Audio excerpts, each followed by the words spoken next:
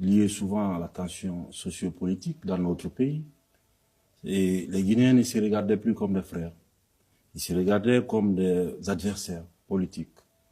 La gabegie financière de notre pays nous a poussés à prendre nos responsabilités. Et la responsabilité qui est grande pour nous, d'abord, j'ai dit depuis le 5 septembre qu'il faut qu'on commence et qu'on commence à s'aimer comme avant, parce qu'on ne s'aimait plus. Mais vous apparteniez à ce régime-là, vous avez servi Alpha Condé, vous n'avez pas vu ça, vous n'y avez pas participé, vous vous sentez pas un peu, on va dire, comptable de tout ce qui se passait? Vous savez, ça fait plus de 10 ans que j'ai décidé de laisser femme et enfants par amour pour mon pays. J'ai laissé l'Occident pour venir servir mon pays. Et pour moi, la Guinée, elle est grande. C'est pas lui qui vous a fait revenir au pays? Non, j'ai décidé tout seul de venir en Guinée. Et pour être clair avec vous, le professeur Alpha Condé, qui a été président de la République de Guinée, on s'est vu 2 fois.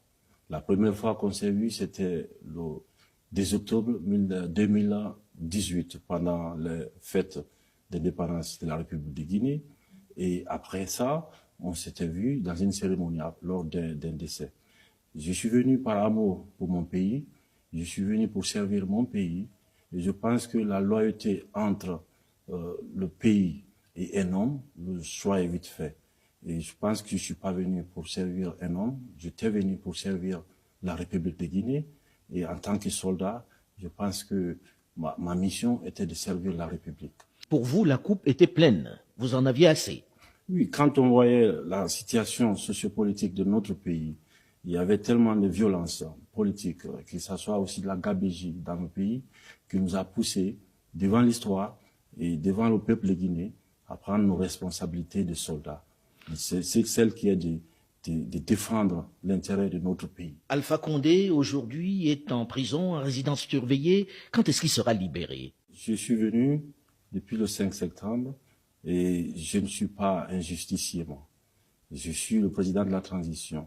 Nous avons mis en place un gouvernement qui prend en compte toute la République de Guinée, en passant par les 4 régions naturelles. Et aujourd'hui, vous avez une ministre de la Justice qui s'occupera de tout ce qui est situation de justice. Mais vous êtes le président, vous pouvez décider de le gracier ou de le laisser partir. C'est tout ce qui nous a amené dans toutes ces déstabilisations, tous ces problèmes qu'on a, c'est la personnalisation de la chose publique.